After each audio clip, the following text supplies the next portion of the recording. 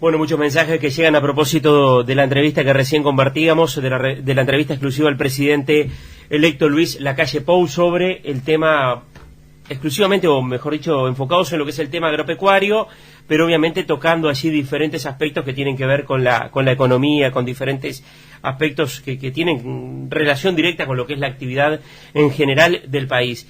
La entrevista completa, la reitero, la pueden repasar ya en el suplemento de Rurales El País, que está disponible en todo el territorio nacional, en los distintos kioscos, con el diario El País.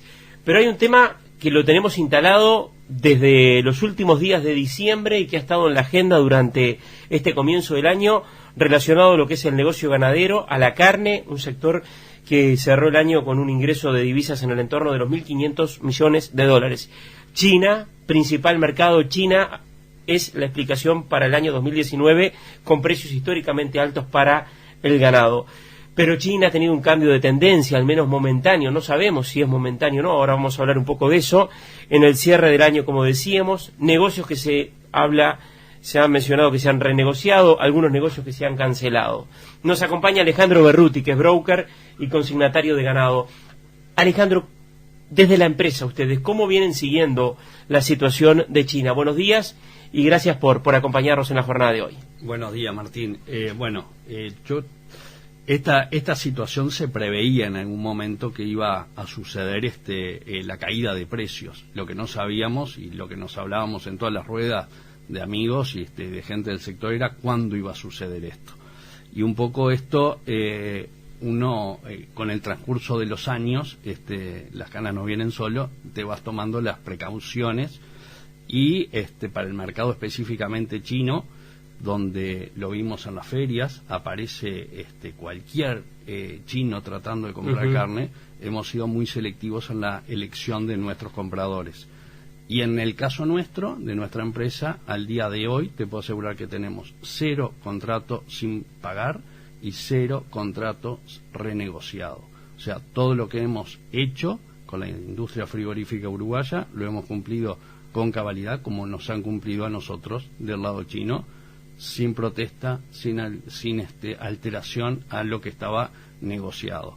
Sí soy consciente y tengo conocimiento que al resto y a muchas industrias han tenido esas negociaciones, e incluso que le han dejado carne que tiene sus adelantos en algunos casos sin levantar y con las manos libres para renegociar. Claro, el informe que presentó en la Junta de INAC Lautaro Pérez Rocha y del cual se hizo, referencia, como decíamos el lunes en la Junta, menciona que empresas de porte importante, donde el gobierno chino tiene una participación, al menos la información que maneja INAC es que se cumplió con con lo que estaba pactado.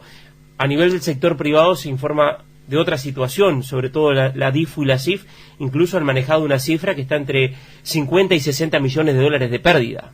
Sí, es correcto, va en consonancia con lo que te estaba diciendo. Hay operadores que no han cumplido y han ingresado en un proceso de renegociación, donde no solo entra la carne de Uruguay, sino también está la carne de Argentina y la carne de Brasil, que eso lo agrava más aún porque cuando tú no tenés mucho espacio, cintura para negociar, porque los números están muy ajustados, y vas entras en el mismo terreno que un frigorífico argentino que tenía un gap de ganancia muy grande entre el valor de compra y tiene otro margen para negociar. Tiene mucho margen para negociar.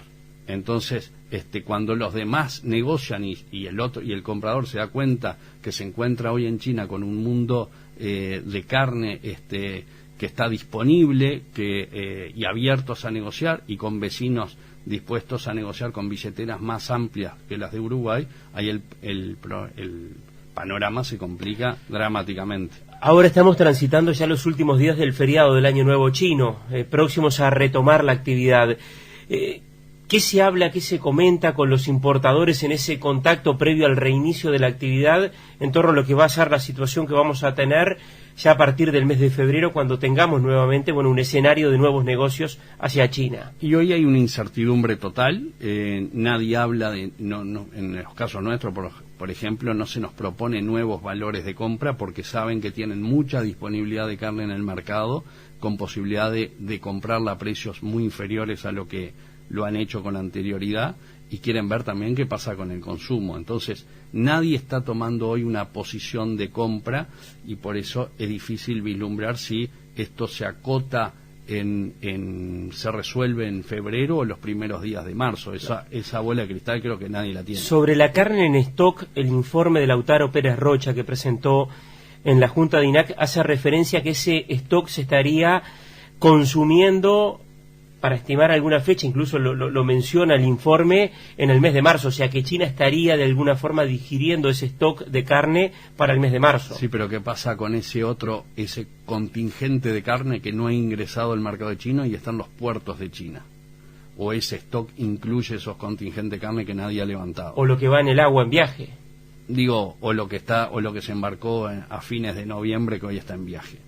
Digo, tenés todo un mundo de carne, que hay una zona gris que nadie sabe qué es lo que va a pasar con eso, y es la carne que hoy está en juego, ¿no? O sea que la definición seguramente la vamos a tener a partir de marzo. Febrero va a ser un mes de explorar y ver qué ocurre y cómo se mueve el mercado interno en China. Exacto, yo creo que hoy las cartas están de vuelta todas en el mazo y en el mes de febrero se va a entreverar y dar de vueltas, ¿no? Es una situación, recién usted decía, de alguna forma en las conversaciones se preveía que en algún momento China iba a dejar de validar este nivel de precios.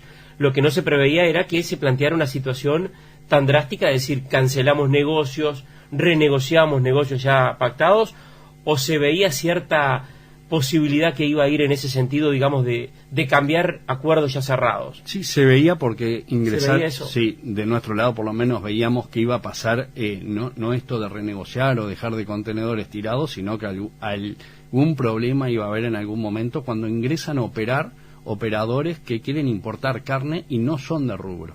Entonces, cuando se dan esas circunstancias, y lo veíamos en las ferias, que estaban dispuestos a aceptar condiciones de pago distintas a las habituales, o precios muy superiores a los que tradicionales compradores estaban en ese momento dispuestos a pagar, lo vimos en Cialchina, lo vimos en Anuga, y se terminó viendo en noviembre, ¿no? Donde apareció una catarata de gente también con una demanda inusitada y que no son de rubro. Claro, ahora Alejandro, cuando hablábamos de la situación de China previo a este escenario, lo relacionábamos naturalmente el efecto de la fiebre porcina africana y todos coincidían en que esta realidad de China iba a permanecer por un mediano plazo, al menos algunos hablaban hasta de 2 años. De hecho, la fiebre porcina africana aún no tiene cura y es letal con los cerdos. Y no se trata de una zoonosis, pero es letal con los cerdos. Exacto. Bueno, esa es la causa por la que se generó la sobredemanda de proteína.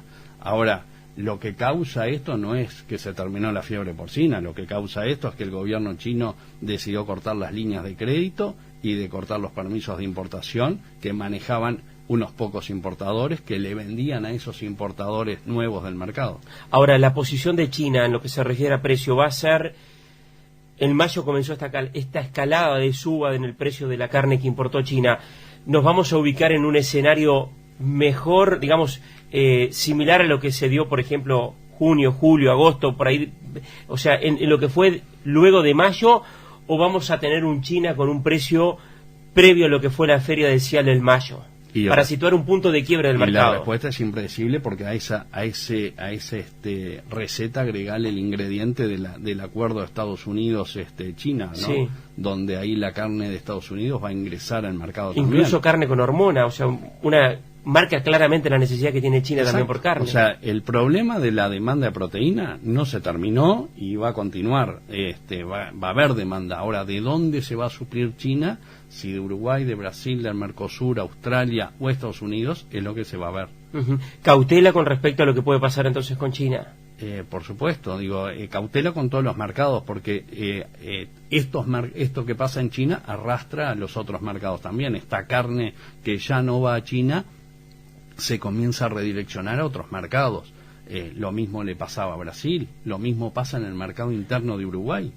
Brasil, las principales industrias que exportaban carne a Uruguay para nuestro mercado local, lo dejaron de hacer porque fueron habilitadas a China, y hoy hay una abundancia de oferta de carne brasilera a precios, te diría, incluso de $2-3 por debajo de lo que se estuvo manejando en el mes de noviembre y diciembre, y eso se está volcando en el mercado local. Y eso pega también en el mercado local. Sí, y hay un problema que tienen hoy, lo vamos a hablar seguramente la semana próxima con algún operador vinculado a lo que es la importación de carne. Previendo que esto no cambiara, en diciembre se concretaron importaciones de carne. Ustedes también trabajan en lo que es el tema de la importación, carne brasileña sobre todo, y ahora está la oferta de los frigoríficos locales. Está la oferta de los frigoríficos locales, y está la oferta de esos frigoríficos brasileros que hoy no tienen China y están dispuestos a vender mucho más abajo. Alejandro, vamos a hablar, antes de ir a la pausa y meternos en lo que es el mercado de haciendas, el resto de los mercados que tú decías, naturalmente hay vasos comunicantes, ¿cómo están los otros mercados a partir de esta situación en China? Y bueno, rápidamente la industria se mueve, se movió uno de los mercados que movió rápidamente para colocar, por ejemplo, el delantero es el mercado kosher, que está activo en algunas plantas, ya desde diciembre se veía la operativa. Y el año pasado costó cerrar Israel. Y claro, si vos vas y le vas a pedir los precios de China a Israel por los delanteros, que lógicamente tú conseguís y ellos consiguen la carne en Argentina de plantas no habilitadas a China, esa discusión va a ser eterna. Hoy, cuando tú estás dispuesto a retroceder posiciones y aceptar las nuevas propuestas, volvés a tomar ese mercado. Entonces, esas son las distintas alternativas que hoy Uruguay está transitando. Se vuelve a ver Estados Unidos, se volvió a ver Canadá con distinta ojos de lo que se veía cuando te preguntaban de Canadá por una cotización, le respondías con los precios de China. Entonces todo vuelve a acomodarse y eso hoy genera una distorsión de precios muy grande. Alejandro, hacemos una pausa y ya seguimos conversando. ¿Cómo no? Estamos en diálogo con Alejandro Berruti, broker, consignatario de ganado. Vamos a hablar del precio de la hacienda en el próximo bloque.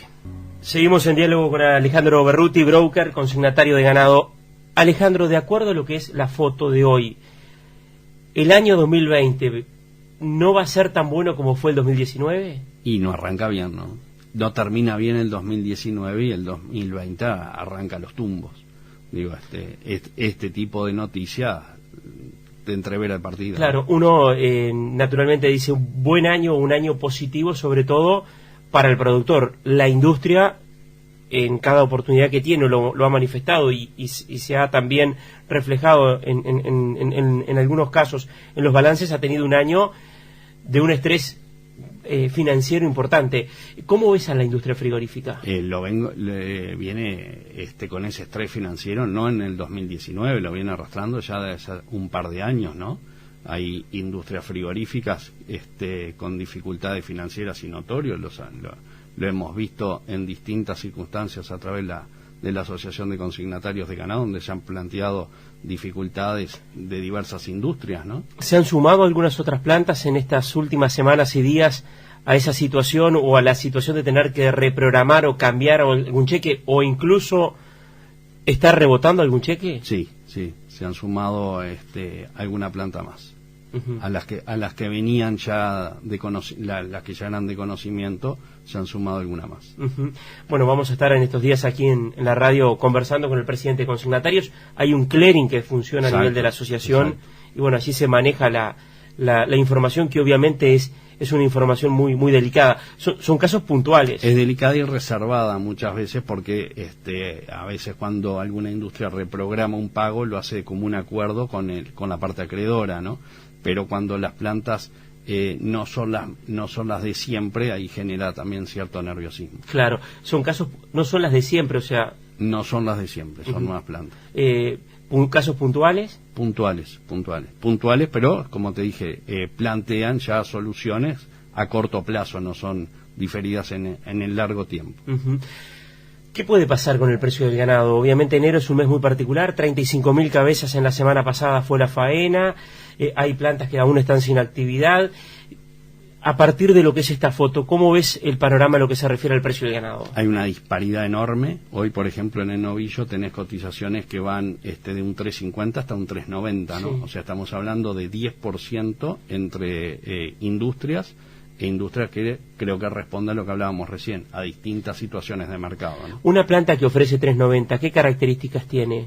Y netamente exportadora, ¿no? Netamente exportadora, y tienen brazos también de operaciones en el mercado local, que es, creo, la que hoy aguanta esos precios. Un 3.90, o sea, hay una disparidad claramente, 3.90, 3.50, ese negocio de 3.90 es un negocio puntual, porque claramente Claro, uno sí, dice, sí. bueno, hay una diferencia muy importante. Sí, Martín, si llamás todos los días por día camión y pedís el 3.90, no está. Digo, las industrias también no juegan ese partido, sabe que sus colegas están un 10% por debajo, y cuando no necesitan el ganado, cuando necesitan con la urgencia, están dispuestos a aceptar otros valores, ¿no? Y proponen otros valores claramente a la baja en esta semana. Claro, es una característica, digamos, de una empresa o de empresas, para no enfocarnos en una que esté ofreciendo ese 3.90, que tiene un perfil exportador y que seguramente, además de lo que es la operativa natural con China, por ahí también tiene, por ejemplo, o está con lo que es Israel. Y sí, seguramente tiene que tener un combo que le permita llegar a esos valores, ¿no? Y también mantener un volúmenes de faena significativo como lo que estaban proponiendo. Claro. No es una empresa que esté, porque a veces obviamente en el ambiente que es muy chico, corre que tenés alguna dificultad o estás con alguna reprogramación de pagos, tenés que salir a pagar más para hacerte ese grado. Sí, no es una situación de este tipo. No es una empresa, seguramente no está bicicleteada, es alguien que ve el mercado distinto al que lo ven los demás. Bien. ¿Y en qué punto nos vamos a ubicar hacia adelante? Febrero. Y bueno, un cliente te dice, bueno, mira, voy a sacar ganado, Alejandro, dentro de 15, 20 días. ¿Qué expectativa de precio tenés? Yo te diría que hoy el que vende Martín es el que realmente necesita venderlo, o tienen una necesidad financiera. Nosotros hemos visto un crecimiento de las operaciones contado en nuestra empresa, y quien no esté necesitado y le llovió en las últimas semanas y tiene los bardeos de verano, tiene la expectativa de que el mercado de China en febrero o marzo se revierta, y entonces aguanta. Lo hablamos con los compradores de los distintos frigoríficos, que falta ganado, no es la abundancia que se veía en diciembre o la segunda quincena de enero, cuando la gente viene en las vacaciones, ¿no? Y consolidar las bajas y concretarlas cuesta bastante, ¿no? Entonces, esto va a generar también algún impacto en las próximas pantallas, en los valores de venta. A eso iba a ir. ¿Qué expectativas con respecto a la reposición? Bueno, ustedes integran lote 21, arranca ahora pantalla Uruguay, Plaza Rural, lote 21. ¿Cómo pensás que se puede mover el mercado de la reposición en este contexto de incertidumbre? Y seguramente se va a ajustar y va a haber un ajuste a la baja. Te reitero, quienes hoy están inscribiendo ganados para, por ejemplo, en el caso nuestro, para el remate del lote 21, lo vienen definidos a venderlo. ¿En qué valores van a vender? Y bueno, la referencia hoy es tabla de consignatarios de ganado, ¿no? Esos son los valores que se van a ir ajustando semana a semana. Sobre todo, quizás lo sufra mucho más el negocio corto. Seguro, los que vienen un novillo formado, una vaca invernada, un novillo formado que quiera vender contado, seguramente va a haber mermada la cotización, ¿no? Drásticamente. Alejandro, ¿para la exportación está haciendo algo? Siguió operando, te diría, hasta la semana pasada con valores interesantes, fue lo que mantuvo el precio del ternero en los últimos días, y bueno, eso por lo menos es la única luz de alegría que nos quedó en el mercado, ¿no? Alejandro, aprovechando este contacto y para redondear, Portfolio, la herramienta que tienen ustedes, que es un fondo que capta dinero de fuera de lo que es el sector agropecuario, de inversores de distintos rubros, que se vuelca al negocio ganadero. ¿Cómo cerró 2019 y cómo viene el panorama para 2020? Bien, cerró el 2019, fue un año excelente para productores, ¿no? Y no le escapa a lo que fue Portfolio Ganadero con su sistema de renta fija.